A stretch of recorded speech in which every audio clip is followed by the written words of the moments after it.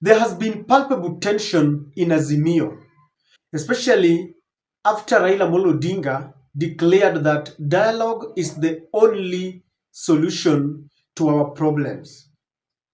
And William Ruto is at the center of this altercation within Azimio. When William Ruto realized that he had been cornered by the Gen Zs, he acquired the assistance of Azimio. And on the day when they went to sign the Electoral and Boundaries Commission bill, Ruto reached out to the Azimio and he begged them so that they can embrace the dialogue and sent an olive branch to everyone, including Gen Zs. Raila, in his usual magnanimous weakness, that's how I see it, his magnanimous weakness, where when you feel that Raila should now stand up and go forward, he looks at the nation and he says, even if you had robbed me of my victory, then we can talk. So Raila embraced that talk. Kalonzo was there and he also embraced that talk. But a few hours later, Kalonzo made a U-turn and said, this regime is rotten and he cannot support it. Raila, for some reasons, went ahead with this pursuit for dialogue and trying to convince, because I think he wanted to help William Ruto, because William Ruto had sold a narrative that Rigathi Gachagua wants to topple his government, and so Raila was there to help. But Gen Zs told him, tutakusalimia if you're not careful. And Raila, I think, reluctantly made a U-turn and he called this regime rogue, that they cannot dialogue because they have killed very many people. So Kalonzo rejected the talks. I remember Wambala was saying, I'm not boarding. Martha Karua completely from the onset had always said there would be no dialogue between Azimio and Kenya Kwanza. So ladies and gentlemen, today, after Raila had rejected any kind of dialogue, we thought that they are now reading from the same page. But they held a PG meeting today, and all the leaders were present. Raila, Kalonzo, Jeremiah Kioni, every leader. I think they reached a quorum. At least 3/4 were there. After that meeting, they were to brief the media on what had transpired and the resolutions of the meeting. But something suspicious happened. Raila excused himself that he was attending some urgent meeting. And so Kalonzo was given that mantle to read on behalf of the Azimio the resolutions of the Azimio PG. But immediately he started, some goons invaded that meeting. They chased away everyone, including the members of press.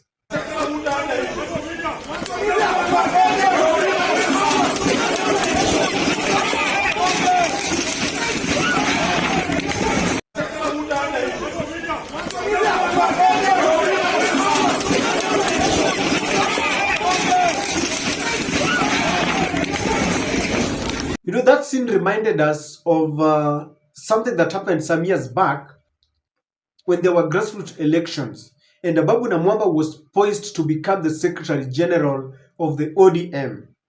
And Raila had prior intelligence that Ababu Namwamba was being sponsored by William Ruto. He had been campaigning with choppers around.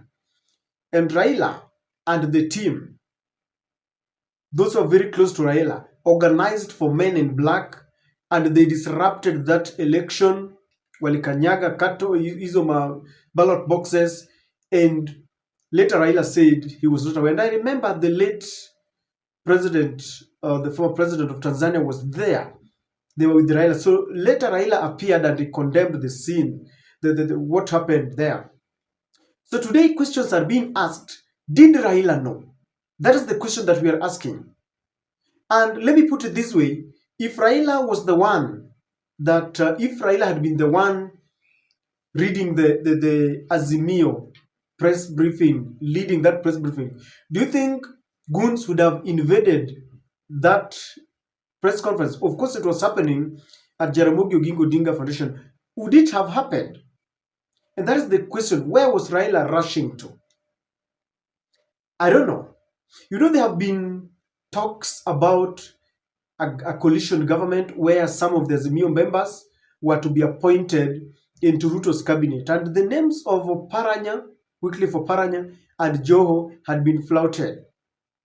And the talks outside here were going that some people were not respecting Raila in Azimio. And I've had this kind of argument that without Raila, Azimio is dead. Some people are even saying that if Kalonzo and Eugene Omalo and Martha Karua and Jeremiah Kioni feel that they are men enough, then they should decide to call for a demonstration on their own without Raila, so that they see how many people will respond to them.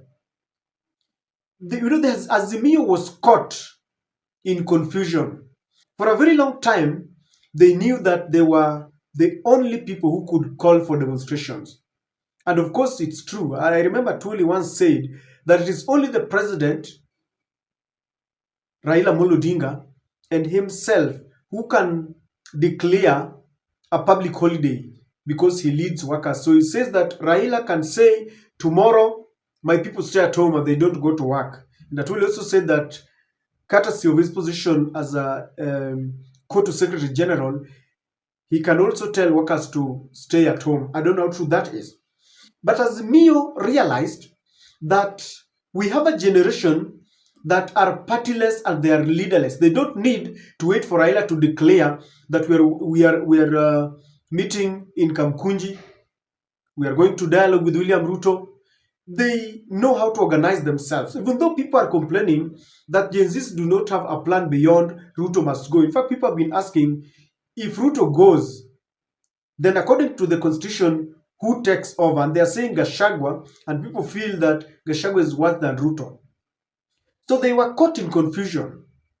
Azimio realized that Gen Zs are leading a very successful demonstration, only carrying flags, carrying placards, and they seem to know what they want. And many experts are arguing that their political future are threatened. Raila Amolo Odinga is going for the AU seat. And if he comes back, he cannot win without the support of the Gen Zs. So it is either he decides to embrace the Gen Zs. If he decides to go for it, it will be over for people like Kalonzo Musyoka. Because I can assure you, beyond 2027 and 2032, the time will be ripe for a Gen Z candidate. I've heard the saying, people have been mentioning that Fred Okengo Matiang'i, Okiya Mutata should be their candidate. Whoever they decide to support in 2027 automatically will become the president of Kenya. And so many experts believe that in this confusion, they don't know what to do.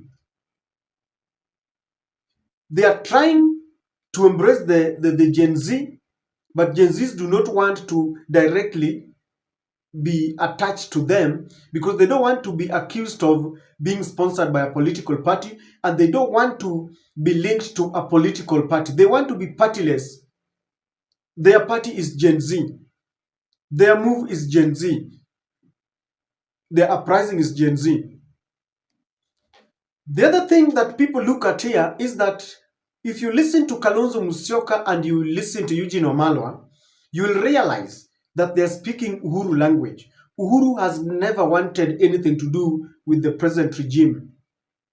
William Ruto gave him sleepless nights, and he once told the nation that he was betrayed. And I know that encompasses a very big discussion, a wider discussion.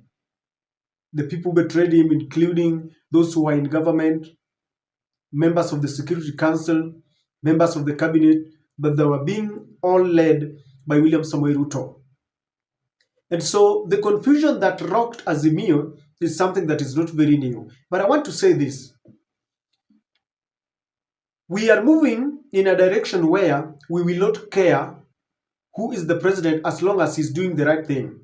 We will not care which party ascends to power as long as those people are doing the right thing. As long as you can use taxpayers money properly. We have facilities in hospitals. As long as there is no wastage and corruption, we will not care whether you are Wanyama or Otieno or Kipkoech, whether you are Kinuthia. We don't care, because that is the kind of politics that Gen Z has taught us. They have refused to be divided along tribal lines, along party lines, along religious lines. And that is the direction we want to take. So, Azimio, just like CORD, just like NASA, will never survive to 2027, because the formation was to win 2022 election and it didn't win. So they are trying to grapple, where else do they go? And there's been a lot of confusion too. Is RAILa going to contest? And if he is going to contest, who becomes the running mate? And then Martha Karua and Kalonzo is also there. Then who is the senior most between the two of them? It's a lot of confusion. And the best thing, Azimio should just break into pieces, so that people form another coalition with another name, with new MOUs, so that when they sit together, they don't just sit together because they want to dish out positions, but they tell Kenya what they want, and they know that as we form this, who is the leader and what do we do in that will help them. But as it is, there is a lot of supremacy battle within Azimio, I can assure you. And many people are saying that maybe RAILa did not even know that the Goons were coming, but there are people who just feel that if you don't respect RAILa, then they have to deal with you. But this kind of political intolerance can never achieve anything. And it is something that we must shun away. And if you're not careful, ladies and gentlemen, people are going to follow a party called Gen Z. And that is the party that will go and clinch power. They will decide who is their presidential candidate, and that is what will happen.